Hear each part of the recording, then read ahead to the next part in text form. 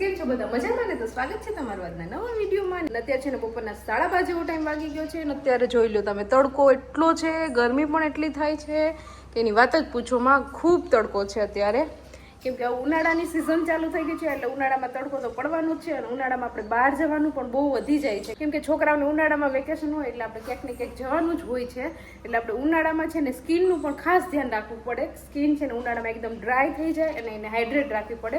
તો એના માટેનું મને છે ને એક સરસ સોલ્યુશન મળી ગયું છે. તો એ છે આ મામાઅર્થનું એલોલાઇટ જેલ મોઇશ્ચરાઇઝર, જે નેચરલ, લોંગ લાસ્ટિંગ અને નોન સ્ટિકી છે, જેમાં એલોવેરા છે જે સ્કિનને સ્મૂથ રાખે છે અને આમાં હાઇલુરોનિક એસિડ છે જે સ્કિનને હાઇડ્રેટ રાખે છે અને આમાં કોઈ પણ પ્રકારના હાર્મફુલ કેમિકલ વાપરવામાં આવ્યા નથી. અને આ જેલ એકદમ લાઇટ વેઇટ અને સ્કિનમાં તરત જ એબ્ઝોર્બ થઈ જાય છે અને આ નેચરલ જેલ કરતાં 6 ગણું વધારે હાઇડ્રેશન આપે છે. અને જ્યારે બીજા જેલ હાઇડ્રેશનની સાથે સાથે સ્કિનને ચીપચીપી બનાવી દે છે. તો આ તડકામાં સ્કિનને ડિહાઇડ્રેશનથી બચાવવા માટેનું બેસ્ટ સોલ્યુશન છે મામાઅર્થ એલોલાઇટ જેલ મોઇશ્ચરાઇઝર, કે જે બધી જ ટાઈપની સ્કિનમાં સુટેબલ છે. અને મામાઅર્થ હંમેશા આપણા સજેશન સાંભળે છે અને રિસર્ચ અને ઇનોવેશનથી પ્રોડક્ટને હંમેશા વધુ સારી બનાવે છે. તો તમે પણ તમારા વિચાર એમને મોકલી શકો છો. અને મામાઅર્થના પ્રોડક્ટ એમેઝોન, ફ્લિપકાર્ટ, પર્પલ, નાયકા અને ઓફલાઈન પણ મળી શકશે. અને આ પ્રોડક્ટ તમે નજીકના સ્ટોર પર જોવો ત્યારે નીચે કોમેન્ટ કે મેસેજ કરી દેજો. અને આ પ્રોડક્ટ મામાઅર્થની ઓફિશિયલ વેબસાઇટ અને એપ્લિકેશન પરથી તમે મારો કોડ જલ્પા 2025 વાપરી અને 20% ડિસ્કાઉન્ટ મેળવી શકશો. અને આ પ્રોડક્ટની ઓફિશિયલ લિંક નીચે ડિસ્ક્રિપ્શનમાં આપેલી છે, તો ત્યાં જઈને તમે ચેક કરી શકશો. ચાલો, તો ગરમી અને તડકો ખૂબ જ છે એટલે આપણે થોડુંક છે ને ઠંડુ થઈ જાય. તો જો અત્યારે છે ને દિત્યાબેનને ગુલ્ફી ખાવી છે એટલે ગુલ્ફી લઈને બેસી ગયા છે. તો એ ઓરેન્જ નથી ખાવી તારે? ઓરેન્જ નથી ખાવી, આ તો મારે ખાતું છે. ઓકે, તો દિત્યાબેનને બીજી ફ્લેવર ખાવી છે, કાલા ખટ્ટાની. તો આપણે ફ્રીજમાં બીજો ફ્લેવર છે કાલા ખટ્ટાનો, તો એ આપી દઈએ દિત્યાબેનને. એક જ છે એના ભાગની, એક ગુલ્ફી છે. હવે ચાલશે ને? પછી પાછી બનાવવા મૂકવી પડશે. ઓકે, તો દિત્યાબેન એની જાતે કાઢી લેશે. કાઢી લો ગુલ્ફી. તને આવડે બધું કે ગુલ્ફી ને એવું કાઢતા? નીકળશે કે આજે નીકળશે કે કાલે?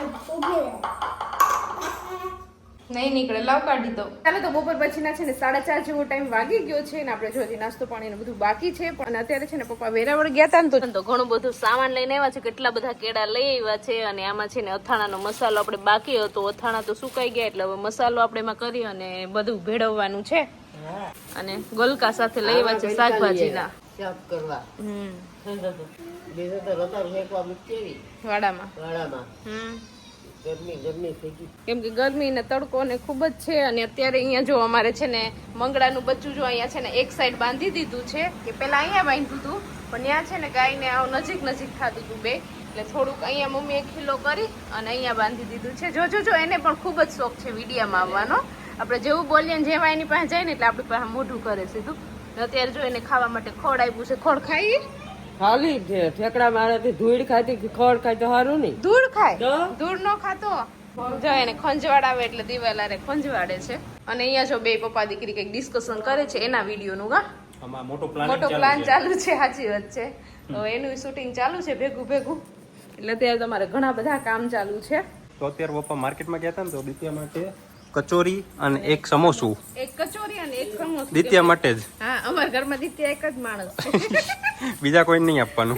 જ્યારે એને દાદા વેરાવળ જાય ને દિત્યાના તો એક સમોસું ને એક કચોરી જ લઈ આવે, બીજું વધારાનું કઈ નહીં. શું કહો તમે? ફોન કર્યો તો હા કે મારા બા હાટુ કેરા લેતા જો ને મારા કચોરી લેતા જો. હા, આ બે ની વસ્તુ લઈ આવ્યા. અમે કઈ મગાવ્યું નહીં એટલે અમારા માટે કઈ ન આવ્યું. આથણાનો મસાલો આવ્યો. આથણા ખાવાના. અહીંયા જો આપણી શેરડી છે ને આ વખતે બહુ ઊંચી ગઈ છે ને. નહીં બરોબર. અને 5 વાર થોડા કાપી નાખો ને અહીંથી. આ જે દેખાય નહીં બધા કાપી નાખો. હું તો અહીંયા પહોંચી નથી શકતી. તો એના માટેનો ઉપાય છે. શું એના માટેનો ઉપાય છે? જીભથી કાપવાના. જીભ એને નો પૂગે, નકર જીભ લાંબી કરી દઉં. એટલી નથી લાંબી જીભ.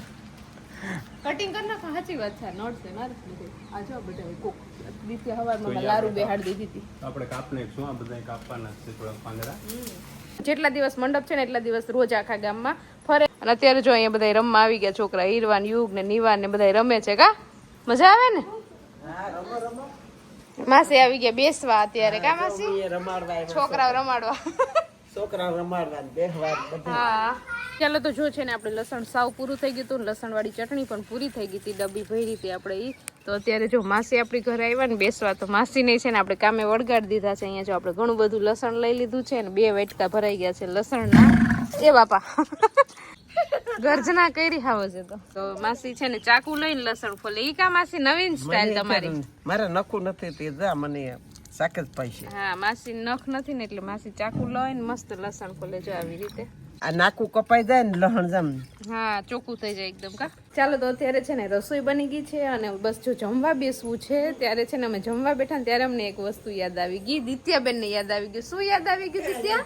રતારું. આપણે જે વાડામાં છે ને મમ્મીએ કીધું હતું ને આગળ કે રતારું શેકવા મૂક્યા છે, તો અત્યાર સુધી કોઈને યાદ નહોતું આવ્યું એટલે રતારું શેકાઈ ગયા લાગે છે. કા ભૂલાઈ ગયું તું. હા, રોટલા ઘર લીધા હું તો પાછી વાડામાં ગઈ જ નથી તો યાદ આવે. જારી બંધ કરવા ગઈ હતી, જારી બંધ કરીને આવતી હતી. રતારું તમે ઓલું વાહિંદુન કર્યું નતું? ના ગઈ જ નથી વાળો ન વાહિંદી પડી. હા, એટલે નો યાદ આવ્યું. નકર યાદ આવી જાય. તોય બૈડા નથી કઈ, સરસ બફાઈ ગયા લાગે છે. એકદમ ગરમ ગરમ છે હજી, કેમ કે ભઠ્ઠામાં છે ને એટલે જો સરસ થઈ ગયા છે, શેકાઈ ગયા છે. વાંધો નથી આવ્યો, કઈ બૈડા નથી. બૈરા ને ભઠ્ઠો એટલો ન હોય ને એટલે. હજી તો દેતવા છે. અને આ બાજુ રતારું નું કામ ચાલુ છે અને અત્યારે જો નરેશ ગયા તા બહાર શોપિંગ કરવા વેરાવળ બાજુ, તો ત્યાંથી જો અત્યારે આવી ગયા છે. જમવાનો ટાઈમ થયો ને એ આવી ગયા એટલે વાંધો નહીં આવે, આપણે બધા એકારે જમવા બેસી જાશું. ચાલો તો વેરાવળ ગયા તો શું શોપિંગ કરીએ અમારા માટે? તમારા માટે લઈ આવ્યો છે, હમણાં તો નબળી પડી ગઈ છે ને બહુ, એટલે તમારા માટે લઈ આવ્યો છે 1 કિલો ઘી. અચન ઘી લઈ આવ્યા? ક્યાં બહેણીમાં ઘી લઈને આવ્યા? નરેશ વાળી ઘી મંગાવ્યું હતું, તો એ બહારનું ઘી કરતા ઘર આવ ઘી ગોતીને આવ્યા. કા નરેશ? હા, મળી ગયું ઘર આવ ઘી. સાચી વાત છે. અને બીજું બધું શોપિંગ કરીને આવ્યા છે. હવે આપણે જમીન પછી જોઈએ કે શું છે.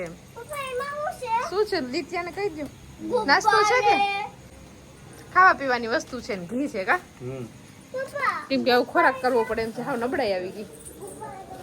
અને અહીંયા જો આપણે મસ્ત મજાના રતારું આવી ગયા છે એટલે આપણે રતારુની મોજ માણવાની છે. આગળ જમતા ગુબ્બારે આવી ગયા. દિત્યાબેન ગુબ્બારે મગાવ્યા હતા, ફુગા મગાવ્યા હતા. કા ચાલો તો હવે ટાઈમ થઈ ગયો છે જમવાનો, તો ફટાફટ બેસી જાય જમવા. બરોબર. તમે જમીન આવ્યા કે જમવાનું બાકી છે? તો વાંધો નહીં. દિત્યાએ હા, યાદ ન કર્યું તો હવે ને કાઢવા લાતું સરના પર. હા, તો સવારે વાંધો ન આવે, શેકાઈ જાય સરસ.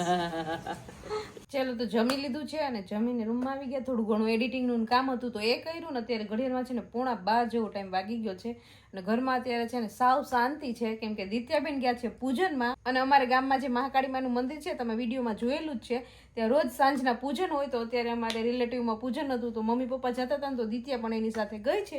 હવે તો કદાચ આવવાનો ટાઈમ થઈ ગયો છે, 12 વાગ્યાની આસપાસ પૂજન પૂરું થઈ જાય.